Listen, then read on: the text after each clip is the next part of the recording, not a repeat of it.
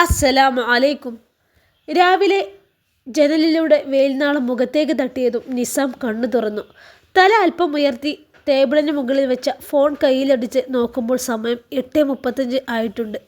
അവൻ ദേഹം മൂടിയിരുന്ന പുതപ്പ് മാറ്റി എഴുന്നേറ്റതും കണ്ടു ബെഡിനറ്റത്ത് അരികെ ചേർന്ന് കിടന്നുറങ്ങുന്ന ഷെറിനെ. ഇന്നലെ ഒറ്റ ദിവസം കൊണ്ട് സംഭവിച്ചതെല്ലാം അവൻ്റെ ഓർമ്മകളിലേക്ക് വീണ്ടും ഇരച്ചെത്തി. ഷെറിൻ്റെ കൂടെ പുതിയ വീട്ടിലേക്ക് പോയതും പിന്നീടുണ്ടായ സംഭവ വികാസങ്ങളും ഒട്ടും ഇഷ്ടമില്ലാതെ രാത്രി പള്ളിയിൽ വെച്ച് നടന്ന നിക്കാഹും എല്ലാം കൂടി ഓർത്തപ്പോൾ നിസാമിന് തല പെരുത്തു. എന്തെല്ലാം സ്വപ്നങ്ങളായിരുന്നു! ദിൽഫയെ നിക്കാഹ് കഴിച്ച് കോടീശ്വരനായ അക്ബർ ഹാജിയുടെ മരുമകനായി അയാളുടെ സ്വത്തിൻ്റെ അവകാശമായി വാഴണമെന്നുള്ള മോഹത്തിന് മുകളിലല്ലേ ഈ പീറപ്പെണ്ണ് മണ്ണ് വാരിയിട്ടത്? എല്ലാം തകർത്തു കളഞ്ഞത് ഈ നശിച്ചവളാണ്, ഒരുമ്പെട്ടോള്. അമർഷം തീരാതെ നിസാം മുറുമുറുത്തു. ബെഡിൽ ചുരുണ്ടുകൂടി ഉറങ്ങുന്നവളെ ഒറ്റച്ചവിട്ടിന് താഴേക്ക് തള്ളിയിടാൻ തോന്നിയെങ്കിലും ഇന്നലെ പോലീസ് പറഞ്ഞത് പ്രത്യേകം ഓർത്തപ്പോൾ നിസാമിന് ഒരു പേടി തോന്നി. അവനൊന്ന് ബാത്റൂമിൽ കയറി ഫ്രഷായി വന്നപ്പോഴേക്കും ഷെറിൻ നല്ല ഉറക്കത്തിലാണ്. വീട്ടിൽ ഉമ്മയില്ല. ലിബക്കാണെങ്കിൽ ഒരു ചായ ഉണ്ടാക്കാൻ പോലും അറിയില്ല. വയറ് കത്തിത്തുടങ്ങി. ഇനിയിപ്പോൾ എന്തെങ്കിലും ഒന്ന് കഴിക്കണമെങ്കിൽ ഈ കിടക്കുന്ന ജന്തു തന്നെ മനസ്സ് വെക്കണം. വെറുതെ അല്ലല്ലോ, അവൾ സഹിക്കുന്നില്ലേ? വിളിക്കട്ടെ. നിസാം കലിപ്പോടെ ഒരു തലയണെടുത്ത് ഷെറിൻ്റെ നേരെ എറിഞ്ഞു. എന്നിട്ടും ഒരു കുലുക്കവുമില്ലാതെ ഉറങ്ങുന്നവളെ കണ്ട് നിസാമിനങ്ങ് ദേഷ്യം വന്നു. മതി, റാണിയെപ്പോലെ സുഖിച്ചിറങ്ങിയത്. നേരെ ഉച്ചയായി. അടുക്കളയിലേക്ക് കയറി എനിക്കൊരു ചായ ഇട്ട് തന്നെ. നിസാം ഒരു ഭർത്താവിൻ്റെ അധികാരത്തോടെ ചീറി. ഓ പിന്നെ, നിനക്ക് ചായ ഇട്ട് തരാനൊന്നും എന്നെ കിട്ടില്ല. വലിയ ഭർത്താവ് ചമയാനൊന്നും എൻ്റെ അടുത്തേക്ക് വന്നേക്കരുത് കേട്ടോ. ഞാൻ നിൻ്റെ ഭാര്യയാണ്, അല്ലാതെ വേലക്കാരി ജാനുമല്ല. നീ കൽപ്പിക്കുമ്പോഴേക്കും നിനക്ക് ചായയും കൊണ്ടുവരാൻ. ഷെറിൻ കിടന്നും കൊണ്ട് ചൊടിച്ചു. ദേഷ്യം കൊണ്ട് നിസാം അടിമുടി വിറച്ചെങ്കിലും മുഷ്ടി ചീട്ടി നിയന്ത്രിച്ചു നിന്നു. ഓ പിന്നെ, രാജകുമാരി പിന്നെ എന്ത് കരുതി? എന്നെ കെട്ടി ഇവിടെ സുഖിച്ചു വായാമെന്നോ? നിസാം ദേഷ്യം നിയന്ത്രിക്കാൻ ശ്രമിച്ചുകൊണ്ട് പറഞ്ഞു. ഞാൻ ഗർഭിണിയാണെന്നറിയാലോ. എനിക്ക് ഈ ടൈമിൽ റെസ്റ്റാണ് വേണ്ടത്. അതുകൊണ്ട് എൻ്റെ കാര്യങ്ങൾ കൂടി നിസാം നോക്കണം. തനിക്ക് പറ്റില്ലെങ്കിൽ ക്യാഷ് കൊടുത്തൊരാളെ വെക്കണോ? എനിക്കെന്തായാലും റെസ്റ്റ് വേണം. അതും പറഞ്ഞുകൊണ്ട് ഷെറിൻ പുതപ്പ് വീണ്ടും മുകളിലൂടെ ഇട്ടു. ഇനിയൊന്നും പറഞ്ഞിട്ട് കാര്യമില്ല. വലിയൊരു കുരിശ് തന്നെയാണ് തൻ്റെ തലയിൽ വന്ന് കയറിയത്. നിസാം അമർത്തി ചവിട്ടി ബാൽക്കണിയിലേക്കുള്ള ഡോർ തുറന്ന് പുറത്തേക്കിറങ്ങി. ഞാൻ പറഞ്ഞതൊന്നും മറന്നിട്ടില്ലല്ലോ കുഞ്ഞോളെ. കുറച്ച് കഴിഞ്ഞാലേ ഞാൻ വരും കേട്ടോ. അപ്പോഴേക്കും നീയും മോളും സാബിത്തയും ഒരുങ്ങി നിൽക്കണം. മുഫീദയുടെ നിക്കാഹിന് പോകണ്ടേ നമുക്ക്? ഡ്രസ്സ് എടുക്കാം കേട്ടോ. ചെറുകുന്നത്തേക്ക് കയറി ചെല്ലുമ്പോൾ എൻ്റെ കുഞ്ഞിപ്പെണ്ണ് അവരെ മുമ്പിൽ ഒട്ടും മോശമാവാൻ പാടില്ല. ഒരു രാജകുമാരിയെ പോലെ തോന്നിക്കണം നിന്നെ. ഷിബിലയുടെ സ്വരത്തിൽ ആരോടോ ഉള്ളൊരു ചെറിയ വാശിയും മുന്നിട്ട് നിന്നിരുന്നു. ഞാൻ വരണമെന്നുണ്ടോ ഷിബിക്ക? നിങ്ങൾ ഇഷ്ടപ്പെട്ടവരെന്ന് കൊണ്ടുവന്നാൽ മതിയില്ലേ? റസിയ ചിണുങ്ങി. അവൾക്ക് സ്വന്തമായ ഒരു ഇഷ്ടം ഒന്നും ഇതുവരെ ഉണ്ടായിരുന്നില്ല എന്നതായിരുന്നു സത്യം. ചെറുതിലെ മുതൽ ഉമ്മ എടുത്തു തരുന്ന വസ്ത്രങ്ങളാവും റസിയ ഇടുന്നത്. ഇഷ്ടമായാലും ഇല്ലെങ്കിലും അത് ഇട്ടോളണം. എന്തെങ്കിലും ഒന്ന് എതിർത്ത് സംസാരിക്കാൻ ധൈര്യമില്ലാത്തത് കൊണ്ട് തന്നെ റസിയ ഒന്നും മിണ്ടാറുമില്ല. അത് ശരി, എൻ്റെ പെണ്ണാണെന്ന് വെച്ച് എൻ്റെ ഇഷ്ടങ്ങൾ മാത്രം അനുസരിക്കണമെന്നൊന്നില്ല. തൻ്റെ ഇഷ്ടത്തിന് തന്നെയാണ് പ്രാധാന്യം. ഞാനൊന്നും അടിച്ചേൽപ്പുകയുമില്ല. അവൻ അല്പം ഗൗരവത്തോടെ പറഞ്ഞപ്പോൾ പെണ്ണിൻ്റെ കവിളൊന്ന് വീർത്തു. അവൻ്റെ ശബ്ദമൊന്ന് മാറിയാൽ അവൾക്ക് സങ്കടം വരും. എന്താ പെണ്ണെ ഇത്? നമുക്ക് 2 പേർക്കും കൂടി സെലക്ട് ചെയ്യാം പോരെ? ഷിബിലി ചിരിയോടെ ചോദിച്ചു. ആ ചിരി കണ്ടതും അവളുടെ ഹൃദയം തണുത്തു. റസിയ നിറഞ്ഞ തിരിയോടെ മതി എന്ന് തലയെനിക്ക് എന്ന് വെച്ച് എനിക്ക് ഇഷ്ടങ്ങളില്ല എന്നല്ല കേട്ടോ. നമ്മൾ മാത്രമുള്ളപ്പോൾ ഞാൻ എൻ്റെ ഇഷ്ടങ്ങൾ പറയാം. അപ്പോൾ എന്നെ ഒന്ന് പരിഗണിച്ചാൽ മതി എൻ്റെ ബീവി. അവൾക്ക് മാത്രം കേൾക്കാൻ പാകത്തിൽ അവൻ്റെ കുറുമ്പ് നിറഞ്ഞ ശബ്ദം പതിഞ്ഞു. അതെന്ത് ഇഷ്ടങ്ങളാ ഷിബിക്ക? റസിയക്ക് സംശയം. ഇങ്ങ് വാ, ഞാൻ പറഞ്ഞു തരാം. ഷിബിലി അവളുടെ കാതോരം എന്തോ മന്ത്രം ചൊല്ലിയതും റസിയയുടെ കവിൾ നാണത്താൽ പൂത്തിലഞ്ഞു. ഷിബിലിക്ക് ആ പെണ്ണിൻ്റെ ലജ്ജയാർന്ന ഭാവത്തിനോട് പോലും പ്രണയം തോന്നി. അയ്യേ ഷിബിക്ക, ഇത് മാത്രമേ ഷിബിക്കാക്ക് പറയാനറിയൂ. മോളൂട്ടി കേൾക്കൂട്ടോ. അവൻ്റെ കൈത്തണ്ടയിലൊന്ന് അവൾ പിച്ച്. എത്ര നുകർന്നാലും മതി വരാത്ത തേൻമധുരമാണ് ഈ പെണ്ണ്. ഷിബിലിയുടെ ഉള്ളിൽ പ്രണയം പാൽ പോലെ പതഞ്ഞുയർന്നു. അതേ, ഞാനൊരു പുരുഷനാണ്. ഇങ്ങനെ ചിരിച്ചെന്നെ മോഹിപ്പിക്കില്ല കേട്ടോ പെണ്ണെ. നിനക്കറിയാം ഞാൻ എത്ര പാടുപെട്ടാണ് എന്നെ കൺട്രോൾ ചെയ്ത് നിർത്തുന്നതെന്ന്. എൻ്റെ കൺട്രോൾ നീ കളയല്ലേട്ടോ. അവൻ്റെ വശ്യതയും കുറുമ്പ് നിറഞ്ഞ സ്വരം അവളെ പരിവേഷപ്പെടുത്തി. റസിയ നാണത്തോടെ മുഖം കുനിച്ചു. അബ്ബ എന്താ മേമിയോട് പറഞ്ഞത്? അതേ അബ്ബ മേമിയോട് പറയായിരുന്നു അബ്ബ വരുമ്പോഴേക്കും ഈ കുഞ്ഞിപ്പെണ്ണിനെ ഒരുക്കി നിർത്താൻ. നമുക്ക് കറങ്ങാൻ പോകണ്ടേ മോളൂട്ടി? പോവണം, ബീച്ചിലും പോകണം, പാർക്കിലും പോകണം. മോളൂട്ടിക്ക് ആവേശമായി. ആയിക്കോട്ടെ അബ്ബ വേഗം വരാട്ടോ മോളൂ, എന്നിട്ടേ പോവാം നമുക്ക്. ഷിബിലി കുഞ്ഞിപ്പെണ്ണിനെ എടുത്തിരുത്തി ഇരു കവളിലും ഉമ്മ വെച്ചു താഴെ നിർത്തി. പിന്നെ അതുപോലെ റസിയയുടെ അടുത്തേക്ക് മുഖം അടുപ്പിച്ചതും റസിയ വെപ്രാളപ്പെട്ട് പുറകോട്ട് നീങ്ങിക്കൊണ്ട് അവനെ ഒന്ന് കൂർപ്പിച്ചു നോക്കി. വരട്ടേടി, അവളെ നോക്കി ഒന്നുകൂടെ പറഞ്ഞവൻ കാറിനടുത്തേക്ക് നടന്നു.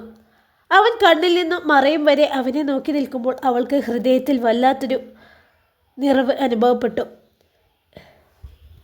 എന്നാൽ അവരെ മാത്രം നോക്കി നിന്ന നിസാമിൻ്റെ മുഖം വലിഞ്ഞു മുറുകി. ഒരാൾ ചവിട്ടിയരച്ച് വലിച്ചെറിഞ്ഞതിന് മറ്റൊരാൾക്ക് ഇത്ര മനോഹരമായി പ്രണയിക്കാൻ കഴിയോ? അങ്ങനെയാണെങ്കിൽ കുറച്ച് മാസങ്ങൾക്ക് മുമ്പ് താൻ നഷ്ടപ്പെടുത്തി കളഞ്ഞത് വലിയ വിലപിടിപ്പുള്ള ഒന്നിനെ ആയിരുന്നുവോ? നിസാമിൻ്റെ ഉള്ളിൽ അന്ന് ആദ്യമായി റസിയെ ഓർത്ത് കുഞ്ഞൊരു നഷ്ടബോധം തോന്നി തുടങ്ങി. റസിയ അകത്തേക്ക് കയറിപ്പോയിട്ടും നിസാം പിന്നെയും എത്രയോ നേരം ആ ബാൽക്കണിയിൽ തന്നെ നിന്നു. അയാൾ ഓർക്കുകയായിരുന്നു റസിയ എന്ന പെണ്ണിനെക്കുറിച്ചു. എത്ര ഉപദ്രവിച്ചിട്ടും തന്നെ എതിർത്തൊരു വാക്കുപോലും പറയാതെ അനുസരിച്ചിരുന്നൊരു പാവം പെണ്ണിനെക്കുറിച്ചു. താൻ എത്ര അവഗണിച്ചു വിട്ടാലും അവൾ തൻ്റെ കാര്യങ്ങൾ ഓരോന്നും കൃത്യമായി അറിഞ്ഞ് ചെയ്യുമായിരുന്നു. മണിയറയ്ക്കുള്ളിൽ വെച്ച് അവളെ ദ്രോഹിക്കുന്നതൊന്നും അവൾ തൻ്റെ വീട്ടുകാരെ പോലും അറിയിച്ചിട്ടില്ല. രാത്രി താൻ നൽകുന്ന വേദനകളൊക്കെ സഹിച്ചിട്ടും നേരം പുലർന്നാൽ ഒന്നും സംഭവിച്ചിട്ടില്ലാത്തതുപോലെ അവൾ തൻ്റെ വീട്ടുകാരോട് പെരുമാറിയിരുന്നു. എല്ലാം സഹിച്ചവൾ നിന്നിട്ടും ഒരു ദിവസം തെളിവുകളില്ലാത്ത ആരോപണം ഉന്നയിച്ച് ചെയ്യാത്ത തെറ്റിനെ അവളുടെ മേൽ കുറ്റം ചുമത്തി നോവിച്ച് ഇറക്കി വിട്ടിട്ടും അവൾ ഒരു ഗർഭിണിയാണെന്ന് അറിഞ്ഞ നിമിഷം ഞാൻ ഉമ്മയെ വിട്ട് അവളെ വിളിച്ചപ്പോൾ എല്ലാം മറന്നവൾ തൻ്റെ കൂടെ വരാൻ തയ്യാറായി. എന്നിട്ട് താൻ ചെയ്തതോ? നിസാമിന് വല്ലാത്തൊരു ഉൾക്കുത്ത് അനുഭവപ്പെട്ടു. വൈകിപ്പോയി നിസാം. തൻ്റെ ജീവിതത്തിൽ സംഭവിച്ചു പോയ ഏറ്റവും വലിയ നഷ്ടം അത് റസിയയും അവളുടെ വയറ്റിൽ വളരുന്ന കുഞ്ഞും തന്നെയായിരിക്കും. കയ്യെത്തും ദൂരത്തുണ്ടായിട്ടും ഇനി ഒരിക്കലും തിരിച്ചെടുക്കാൻ പറ്റാത്തൊരു നഷ്ടം. നിസാമിൻ്റെ ഉള്ളം വേദനയോടെ പറഞ്ഞു. താൻ കുപ്പത്തൊട്ടിയിലേക്ക് വലിച്ചെറിഞ്ഞത് വിലപിടിപ്പുള്ള മാണിക്യത്തെയായിരുന്നു എന്ന് തിരിച്ചറിഞ്ഞു തുടങ്ങിയതിൻ്റെ അസ്വസ്ഥതയോടെയാണ് നിസാം അകത്തേക്ക് കയറി വന്നത്. അപ്പോഴേക്കും ഷിറിൻ എഴുന്നേറ്റ് കുളിയൊക്കെ കഴിഞ്ഞിരുന്നു. നിസാം അവളെയൊന്ന് അടിപിടി നോക്കി. ഒരു 3/4 ടോപ്പുമാണ് വേഷം. നിസാം, താനിത് എവിടെയായിരുന്നു? ബ്രേക്ക്ഫാസ്റ്റ് ഒന്നും ആയില്ലേ? ഗർഭിണികളെ രാവിലെ വിശന്നിരിക്കാൻ പാടില്ല എന്നാണ്. എനിക്ക് വയറ് നിറച്ച് എന്തെങ്കിലും കഴിക്കണം. ഷിറിൻ വിശക്കുന്നു എന്ന് പറഞ്ഞ് വയറിൽ ഒഴിഞ്ഞു കാണിച്ചുകൊണ്ട് പറഞ്ഞു. ഡീ, നിന്നെയുണ്ടല്ലോ, നിനക്ക് വെച്ച് വിളമ്പാനൊന്നും എനിക്ക് പറ്റില്ല. എന്തെങ്കിലും കഴിക്കണമെങ്കിലേ സ്വന്തമായിട്ട് ഉണ്ടാക്കണം. ഇവിടെ അടുക്കളയുണ്ട്. നിസാം പല്ലുറുമ്പിക്കൊണ്ട് ദേഷ്യത്തോടെ പറഞ്ഞു. ഞാൻ ഗർഭിണിയാണെന്ന് അറിയില്ല നിസാം. എന്നോട് ഡോക്ടർ റെസ്റ്റ് പറഞ്ഞിരിക്കുകയാണ്. എനിക്കെൻ്റെ കുഞ്ഞിനെ സംരക്ഷിച്ചേ പറ്റൂ. അടുക്കളയിൽ കയറാനൊന്നും എനിക്ക് പറ്റില്ല. ഷിറിൻ വാശിക്കാരിയായി. ഇത്രയും ദിവസം ഇതൊക്കെ തനിയല്ലേ നീ ചെയ്തത്? ഇന്നിപ്പോൾ നിനക്ക് എന്താണ് ഇത്ര പ്രത്യേകത? നിസാം ചൊടിച്ചു കയറി. ഇന്ന് തൊട്ട് എനിക്ക് ഇച്ചിരി പ്രത്യേകതകളൊക്കെ നിസാമേ. ഇനിയിപ്പോൾ എന്നെ നോക്കാൻ എൻ്റെ ഭർത്താവായ നീ കൂടെയുണ്ടല്ലോ. മറ്റുള്ളവരുടെ പ്രൈവറ്റ് മൊമെൻറ്റിലേക്ക് എത്തി നോക്കി നിന്ന നേരം അടുക്കളയിൽ കയറി വല്ലതും ഉണ്ടാക്കിക്കൂടായിരുന്നോ? പരിഹാസം കലർത്തി പറഞ്ഞു ഷിറിൻ. ഷിറിൻ പറഞ്ഞത് നിസാമിൻ്റെ ഹൃദയത്തിൽ കൊളുത്തി. നേരത്തെ അവനെ കാണാതെ ബാൽക്കണിയിലേക്ക് വന്ന് എത്തി നോക്കിയപ്പോൾ ഷിറിൻ കണ്ടിരുന്നു നിസാം കൈവരിയിൽ പിടിച്ച് താഴേക്ക് നോക്കി നിൽക്കുന്നത്. അവൻ നോക്കുന്നത് റസിയയും ഷിബിലയുമാണെന്ന് മനസ്സിലായി. അതുകൊണ്ട് തന്നെയാണ് ഷിറിൻ ഒന്ന് കുത്തി പറഞ്ഞതും. താൻ റസിയയെ വായ നോക്കി നിന്നത് ഷിറിൻ കണ്ടു എന്ന് നിസാമിന് മനസ്സിലായി. അവൻ്റെ തലച്ചോറ്റിലേക്ക് രക്തം ഇരച്ചു കയറി. നീ പോയി കേസ് കൊടുക്കണേ, ഇനിയും ഞാൻ നോക്കും. നോക്കിയതേ മറ്റാരെയല്ല, എൻ്റെ ഭാര്യയെ തന്നെയാണ്. അവളെ നോക്കാൻ മറ്റേരെക്കാളും അവകാശം ഉള്ളവൻ തന്നെയാണ് ഞാൻ. നിയമപരമായി അവളിപ്പോഴും എൻ്റെ ഭാര്യയാണ്. ഞാൻ വേണമെങ്കിൽ അവളെ ഇങ്ങോട്ട് കൊണ്ടുവന്നതും കൂടെ കെടുത്തിയെന്നും ഇരിക്കും. നീ എന്ത് ചെയ്യോടേ? നിസാം പൊട്ടിത്തെറിച്ചു. നല്ല പൂതിയാണല്ലോ മോനെ. നടന്നത് തന്നെ ഭാര്യയാണെന്നും പറഞ്ഞ് ചെല്ല്. ഷിബിലിയുടെ കൈയിൻ്റെ ചൂട് നീ അറിയും. ഭാര്യയാണത്രേ, ഭാര്യ. മഹർ എന്ന പേരിലെ ഒരു ചരടും കെട്ടിക്കൊടുത്ത് വീട്ടിൽ തളച്ചിട്ട ഭാര്യയാകോ? പറ. കൂടെ ഉണ്ടായിരുന്ന ഒരു നിമിഷമെങ്കിലും നീ ആ പെണ്ണിനെ ഭാര്യയായി കണ്ടിട്ടുണ്ടോ? അവളെ ഒന്ന് കേട്ടിരുന്നിട്ടുണ്ടോ? അവളെ ദുഃഖങ്ങളിലൊന്ന് ചേർത്ത് പിടിച്ചിട്ടുണ്ടോ? ഷെറിൻ പുച്ഛത്തോടെ ചോദിച്ചതും നിസാമിൻ്റെ തല താഴ്ന്നു. നീ ആട്ടിറക്കി വേട്ട പെണ്ണിനെ അവനിപ്പോൾ കൈവെള്ളയിൽ വെച്ച് പൊന്നു പോലെയാണ് നോക്കുന്നത്. കണ്ടോ, നീ കണ്ടില്ലേ? നിന്നിൽ നിന്ന് ലഭിക്കാതെ പോയ സ്നേഹവും വാത്സല്യവും ഷിബിലി അവൾക്കിപ്പോൾ ആവോളം കൊടുക്കുന്നുണ്ട്. ഒരു പെണ്ണിന് അതിൽ കൂടുതൽ എന്ത് വേണടോ? സ്നേഹിക്കാൻ കഴിയുന്നൊരു മനസ്സ് തൻ്റെ പുരുഷനുണ്ടെങ്കിലേ ആ പെണ്ണെന്നും സന്തോഷവതിയായിരിക്കും. നീ കണ്ടില്ലേ ഇപ്പോൾ അവളുടെ മുഖത്തുള്ള പ്രസന്നത? ഇവിടെ അവളെങ്ങനെയായിരുന്നു? എന്ത് ചെയ്യാം, നിനക്ക് എപ്പോഴും കഞ്ഞു തന്നെ. നല്ലതനുഭവിക്കാൻ യോഗമില്ലാതായി പോയല്ലോ കുട്ടിക്ക്. ഷെറിൻ അവനെ പുച്ഛിച്ചു. ഡീ നായിൻ്റെ മോളെ, അധികം പ്രസംഗിച്ചാൽ നിന്റെ നാവ് ഞാൻ പിഴുതെടുക്കും. നിസാം ഷെറിൻ്റെ നേരെ ചീറിയെടുത്തു. നീ നൊട്ടും. നീ എന്ത് കരുതിയടാ? നിന്റെ ഭാര്യാപദവി അലങ്കരിക്കാനുള്ള മോഹം കൊണ്ടാണെന്നോ ഷെറിൻ ഈ നാടകമൊക്കെ കളിച്ച് നിന്നെ സ്വന്താക്കിയത്? ഒരിക്കലുമില്ല. നിന്റെ സ്വസ്ഥതയും സമാധാനമൊക്കെ കളഞ്ഞേ നിന്നെ ഒരു മുഴുവൻ ഭ്രാന്തനാക്കി മാറ്റിയിട്ട് ഷെറിൻ അടങ്ങും. എന്നെ ആക്രമിക്കാൻ നിന്നാൽ അറിയാലോ, ആ നിമിഷം ഞാൻ പോലീസിനെ വിവരം അറിയിക്കും. ആളെൻ്റെ സുഹൃത്തിൻ്റെ അങ്കിൾ കൂടെയാണ്. നിന്റെ ഓർമ്മയിലിരിക്കട്ടെ. ഷെറിൻ്റെ പരിഹാസം നിറഞ്ഞ ശബ്ദം കേട്ടതും അവളെ ഉപദ്രവിക്കാനായി മുന്നോട്ട് വന്ന നിസാം പെട്ടെന്നടങ്ങി. അവൾ മുറിയിൽ നിന്ന് ഇറങ്ങിപ്പോയതും കടുത്ത മാനസിക വിഭ്രാന്തിയോടെ നിസാം തലക്ക് കൈത്താങ്ങി ബെഡിലേക്ക് തന്നെ ഇരുന്നു. എന്തൊരു വിധിയാണിത്! ഷെറിൻ സ്റ്റെയർ ഇറങ്ങി താഴേക്ക് വരുമ്പോൾ വെപ്രാളം കൊണ്ട് ഹാളിലൂടെ അങ്ങോട്ടും ഇങ്ങോട്ടും നടക്കുന്ന ഹംസയാണ് കണ്ടത്. കാരണം ഒരു മൂട്ടിൽ തീ പിടിച്ചതാണോ എന്തോ? ഷെറിന് ചിരി വന്നു. ഷെറിനെ നോക്കിയതും ഹംസയുടെ മുഖം കൊട്ടക്കണക്കിന് വീർത്തു. അയാൾ അറപ്പോടെ മുഖം വെട്ടിച്ചതും ചിരി അടക്കി പിടിച്ച് ഷെറിൻ അടുക്കളയിലേക്ക് ചെന്നു. സോസ്പാനിൽ ചായക്കുള്ള വെള്ളമെടുത്ത് സ്റ്റൗ കത്തിച്ചു. ചായയിൽ മധുരമിട്ട് ഒരു ഗ്ലാസ്സിലേക്ക് പകർത്തുമ്പോഴാണ് ലിബ അടുക്കളയിലേക്ക് വരുന്നത്. ലിബക്ക് ആ പത്രാസുകാരി നാത്തൂനെ ഒട്ടും പിടിച്ചിട്ടില്ലെങ്കിലും ഇനിയിപ്പോൾ ഒരു സൗഹൃദ കരാറിൽ ഒപ്പുവെക്കുകയല്ലാതെ നിവർത്തിയില്ലാത്തത് കൊണ്ട് ലിബ അവളെ നോക്കിയൊന്ന് ചിരിച്ചു. എന്നാൽ ലിബയെ കണ്ടില്ലെന്ന ഭാവത്തിൽ ചായ മൊത്തി കുടിച്ചുകൊണ്ട് ഷെറിൻ അവിടെ നിന്ന് പോയപ്പോൾ ലിബയുടെ മുഖം വിളറിപ്പോയി. ഹോ, അവളൊരു പത്രാസുകാരി. ഷെറിൻ പോയ വഴിയെ നോക്കി ചിരി കൊട്ടി പറഞ്ഞുകൊണ്ട് ലിബ സ്ലാബിലിരിക്കുന്ന സോസ്പാനിൻ്റെ മൂടിയൊന്ന് തുറന്നു നോക്കി. അതിൽ ചങ്ക് നനയ്ക്കാൻ പോലും ഒരു തുള്ളി ചായ ബാക്കി വെച്ചിട്ടില്ല. ഓ ദുഷ്ടത്തി! ലിബക്ക് ദേഷ്യവും സങ്കടവും ഒരുമിച്ച് വന്നു. ഉമ്മ ഉണ്ടായിരിക്കുമ്പോൾ കഴുകി വന്നിരിക്കുമ്പോഴും എല്ലാം മുമ്പിൽ വെച്ച് കൊണ്ടുതരുമായിരുന്നു. ഇനിയിപ്പോൾ ഞാൻ പട്ടിണി കിടക്കേണ്ടി വരുമല്ലോ റബ്ബേ! അവൾ ആരോടൊക്കെ തോന്നിയ ദേഷ്യത്തിൽ അമർത്തി ചവിട്ടി റൂമിലേക്ക് നടക്കുമ്പോൾ ഹാളിലെ സോഫയിലിരുന്ന് പത്രം വായിച്ച് ചായ കുടിക്കുന്ന ഷെറിനെ കണ്ടു. ലിബയുടെ കണ്ണുകളൊന്ന് കൂർത്തു. അവൾ റൂമിലേക്ക് കയറി ഡോർ അമർത്തിയടച്ചു. ആരെയും വിലവെക്കാതെയുള്ള ഷെറിൻ്റെ ഇരിപ്പ് കണ്ട് ഹംസക്ക് കല കയറി.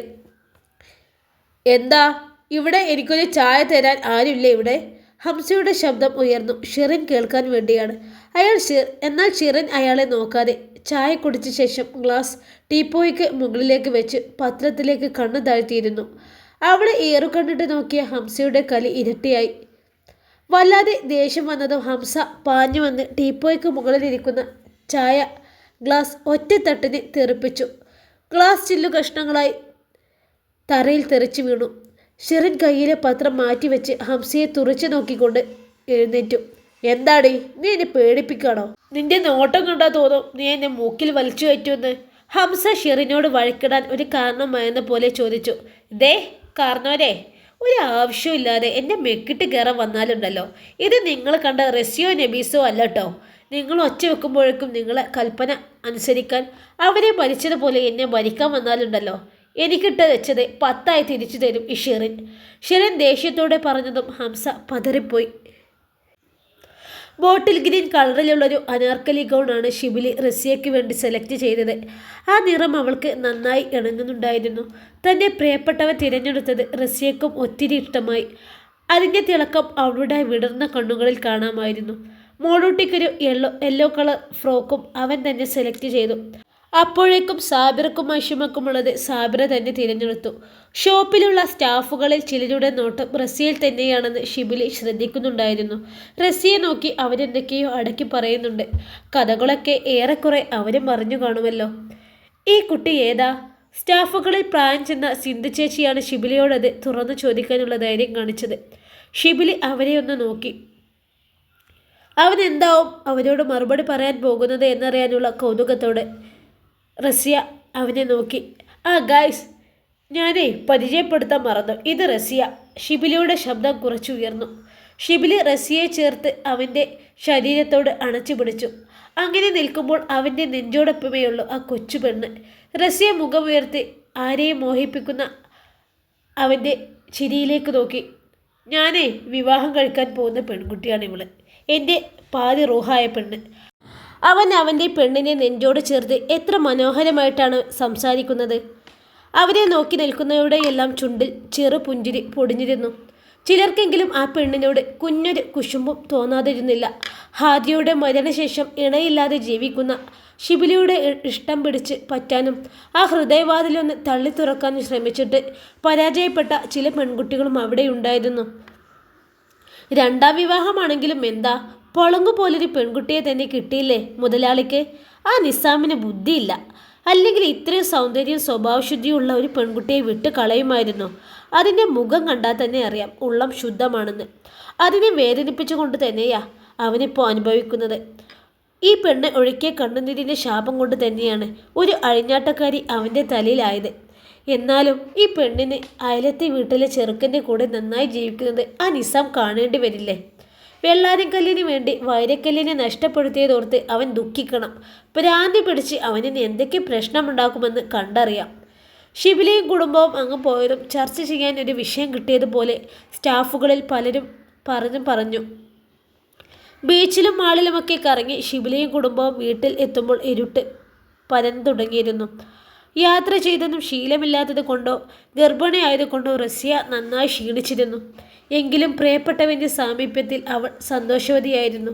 ഉറങ്ങിയ മോളൂട്ടിയും തോളിലിട്ട് സാബിറയാണ് ആദ്യം അകത്തേക്ക് കയറിയത്. കവറുകളെല്ലാം കയ്യിൽ ഒതുക്കി പിടിച്ച് അകത്തേക്ക് പോകുന്ന പെണ്ണിൻ്റെ കയ്യിൽ പിടിച്ചു നിർത്തി ഷിബിലി. റസിയ അവനെ തിരിഞ്ഞു നോക്കി.